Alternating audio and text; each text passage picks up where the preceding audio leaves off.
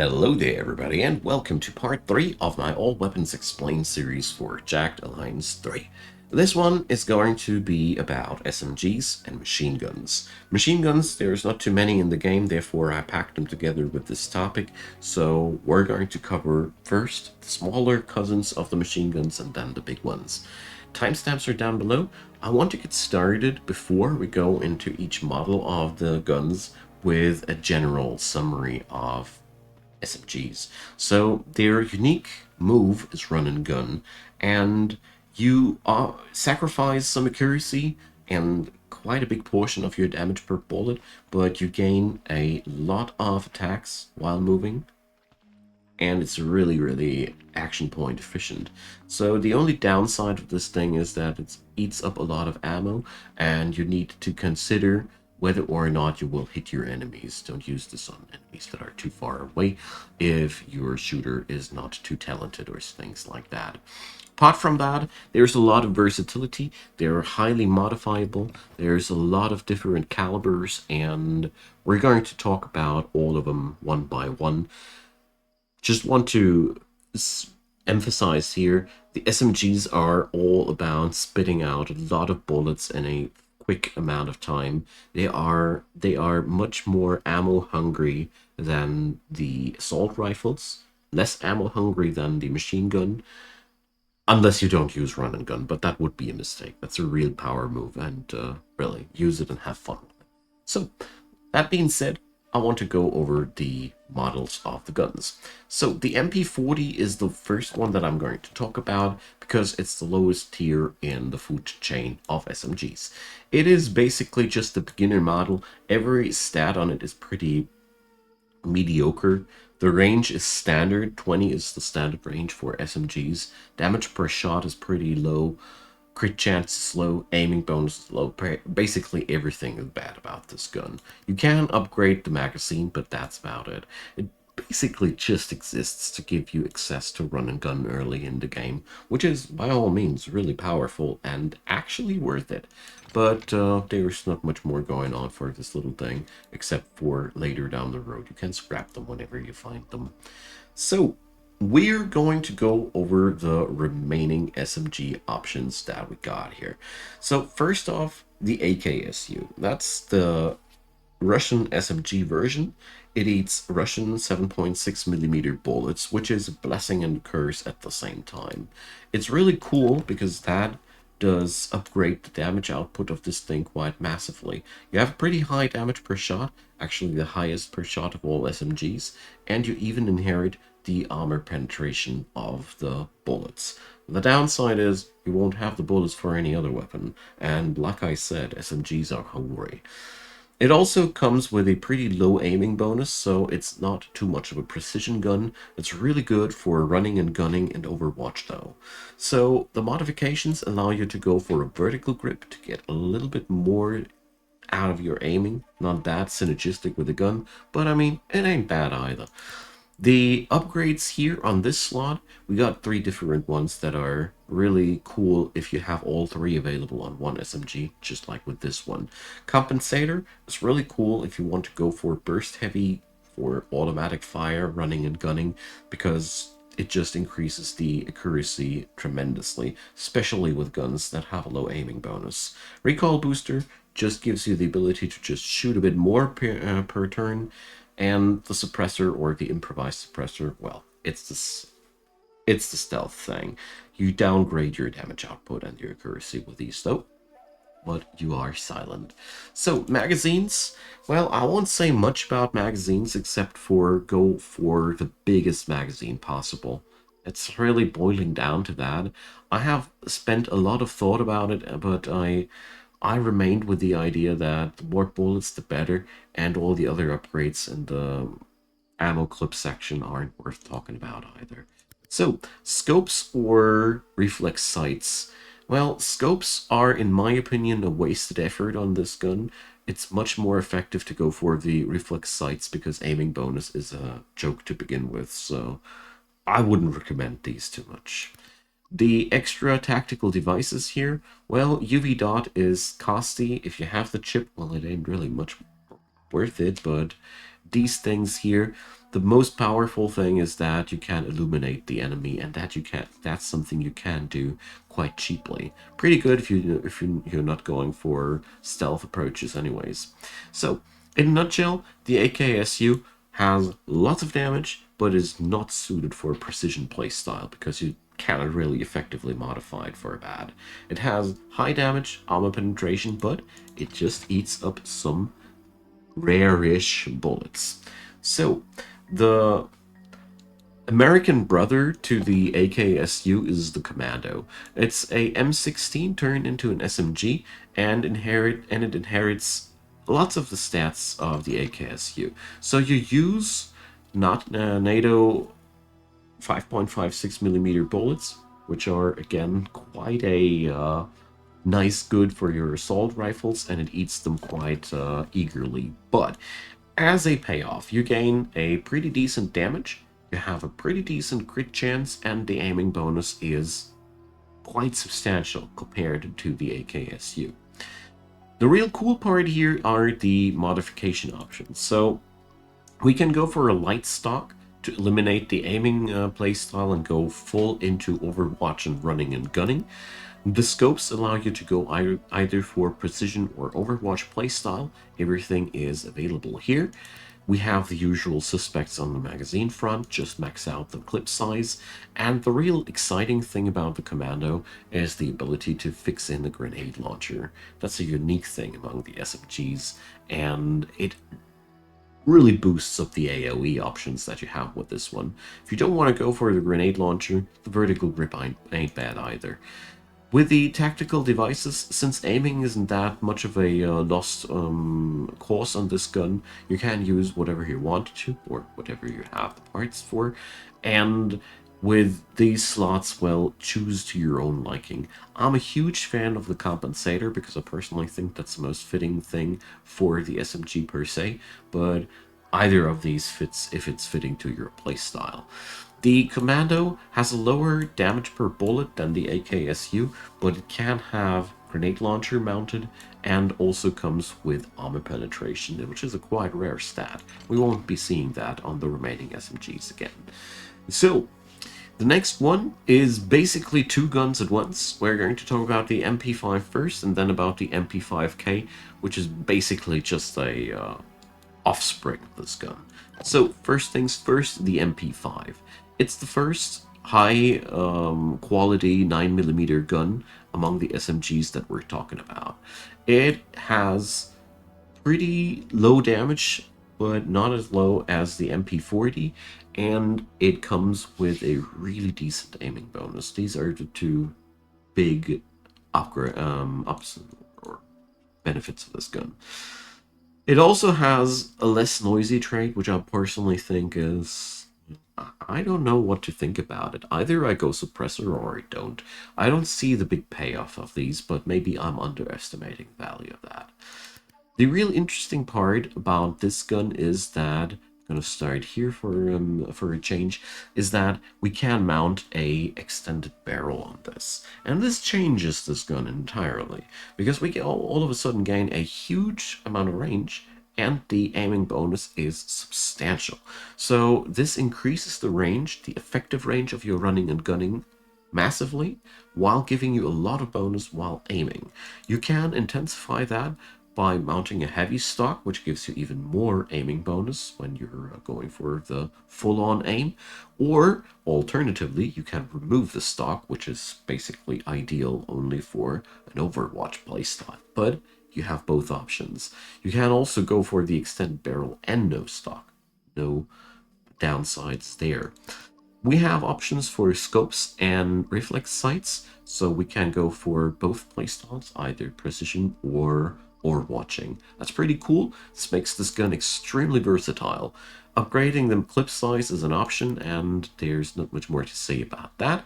Tactical devices here are the usual suspects, with the tragic downside that my beloved UV dot is not available.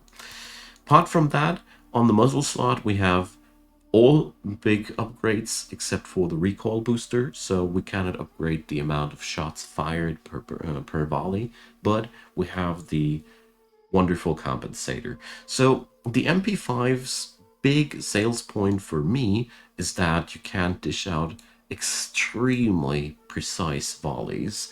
And even if you're not going for the precision playstyle, with the extended barrel, this thing gains a lot of extra range compared to other SMGs. So, moving on to the MP5K. So, the MP5K is basically the exact opposite of the MP5.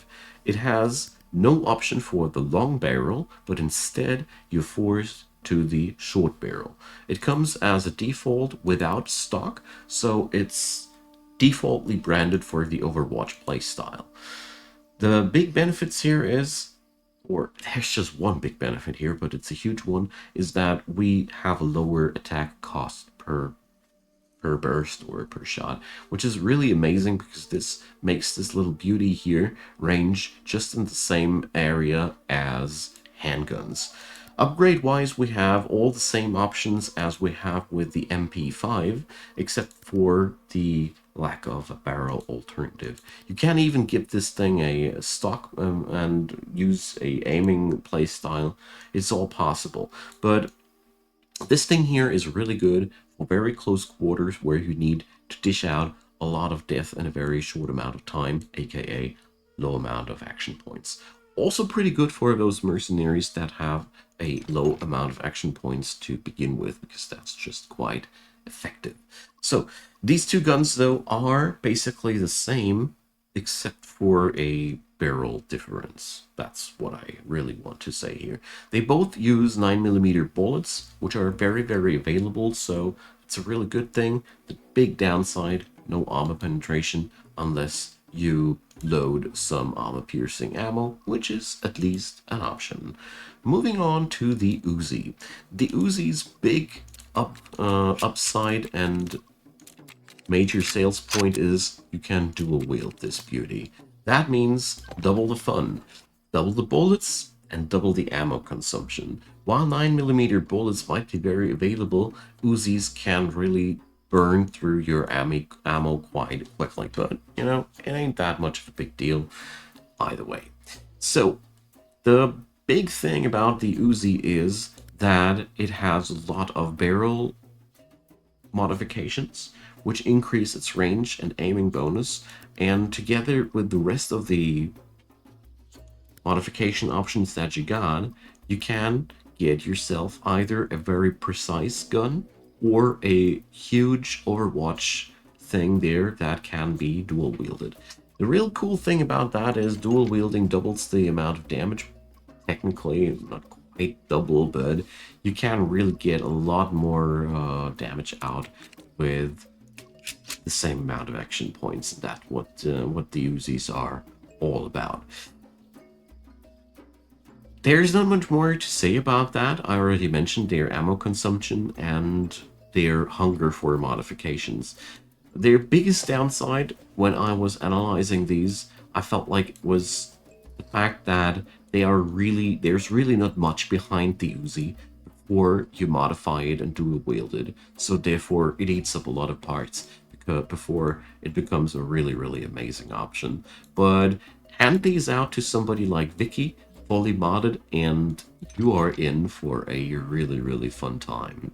Good, we're done with the SMG section. Just going to float really quick over the Lion's Roar, which is just a unique Uzi, which is modded out of your mind and has light armor penetration as a staple thing, which is really amazing. Beyond that, we're moving on over to the machine guns. So I want to talk about machine guns real quick. Their big thing is that you can set them up and then you get this cone here. The wonderful thing about this is enemies moving through this will be shot at. Even if the shooter has no action points left, there is still some interactions when they're moving through the cone. But the more action points you have when you set this up and you're ending your turn, the more boom you can get out of your machine gun. The regular attack here is firing out 8 bullets, and therefore you get a high potential damage, making these things amazing against high, densely packed enemies, and making them also amazing for guarding corridors where you just can take down enemies that are getting too close to you. The big downside of these is their ammo hunger. There is no hungrier weapon than the machine gun, and also, well, how to say, they are just clunky. Some of them even downgrade your mobility, and they are always a high action point investment, unless you choose a mercenary who's really profound with them. I highly recommend you to specialize into these if you really want to use them. So, there's actually only 3 different machine guns out there on the market. So we're going to start with the RPK 74. So we have here Russian bullets, 7.6 millimeter. So that is the caliber that we're using. We have light armor penetration, and this is basically the assault rifle among the machine guns. It does not come with any problematic debuffs in terms of mobility or anything. It has a huge clip size, and it's basically modifiable just like your usual assault rifle. You have different options that you will really know from your assault rifles. The bipod here is, personally, in my opinion, pretty much a must-have for machine guns, because setting them up always sets you prone, and therefore, to ideally use a machine gun, you want to be prone anyways. Therefore, really big upgrade. Upgrade the magazine size as much as you can, and consider whether you want to use them proactively with a high scope or a reflex sight. But the RPK is not a good precision weapon. It shines with reflex sight upgrades mostly. It's a very basic model. It's not as devastating as the other models, but it comes with a big benefit of being not as heavy as all the other versions of the machine guns. So, moving on over to the HK-21. So here we have a much bigger gun. It comes with a built-in bipod. It has a lot of damage per bullet. It comes with a huge aiming bonus, and it is cumbersome. So that's the big downside of this one. You lose your free move if you wield that thing, and it has a lower accuracy when you're not set up in the prone position. So this thing is really good when you're playing it stationary and you have all the necessary upgrades for doing so. I really like the fact that it comes in with a built-in bipod, because these are part intense and hard to mount. Tactical devices make your precision gameplay better, and I really like the fact that we can go for either short barrels for lower action point costs or long barrels for really high aiming bonus and a really high range, making the HK-21 really, really adaptable. You can also go for a tactical or a vertical grip, which is, well, judge for it to your own liking. Personally, think the tactical grip is very specific, whereas the vertical grip is very, very powerful in all regards. Expanded magazine, personally for me, a must-have. Given the fact that you can pimp up the aiming bonus, this gun is massively synergistic with scopes, but there's never anything bad about reflex sights either. So, last but not least, you can consider investing into a heavy stock, because this gun is really good in terms of precision. This just emphasizes the strength even more. This gun comes with the hunger for NATO bullets, so this thing will just flat out destroy your assault rifle ammo, but that's the only bad thing to say about it. Except it's cumbersome downside. But in all honesty, whenever I was playing these machine guns, I never felt like that was a big downside. You set up these guys anyways. Correct me where I stand wrong.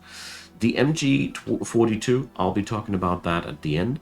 Now we're going to go over the Minimi.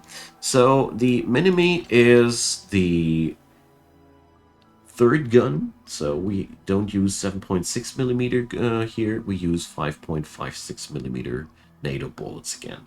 So the caliber is smaller, therefore the damage is also lower. The real interesting part about this little beauty here is it has a wider attack cone, so you can't really see that, but this is really cool insofar as it is more, it offers way more utility than the other two guns. You have increased aiming bonus to some degree, but you lose some armor penetration, lower caliber, just like I said. We can go for the heavy stock again. Scopes and reflex sights are available in all sizes and variants.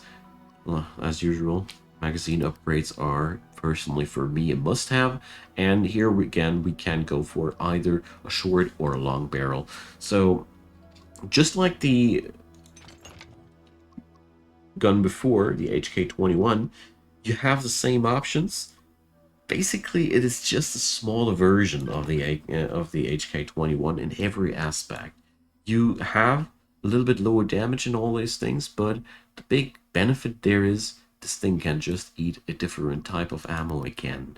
So I personally would always prefer the HK21 over all of these whenever I can, but sometimes you don't have the option, and maybe you want to have a machine gun for every option. So if I have overlooked something about this gun, please let me know, because I personally found it only less powerful than this one. And last but not least, the MG42, well, it is the intro version of the machine guns. It's the first one that you can find, and it's not modifiable, so yeah. The only thing that you can do with it is use it until you have found something better to shoot with, but that's really everything that I can say about it. Good. So we're at the end of this little tour, and I hope you enjoyed yourself there. Let me know if there's anything that you want to talk about, corrections, or whatever. I'm always happy to hear from you folks. And if you were wondering where this video went all the time, I was on vacation for 2 weeks, and I'm happy back. And yeah, looking forward to hear from you guys. Leave a thumbs up, or even consider subscribing. Playlist to all the other Jagged Alliance 3 videos is found below, and I hope you have a great day. See you soon.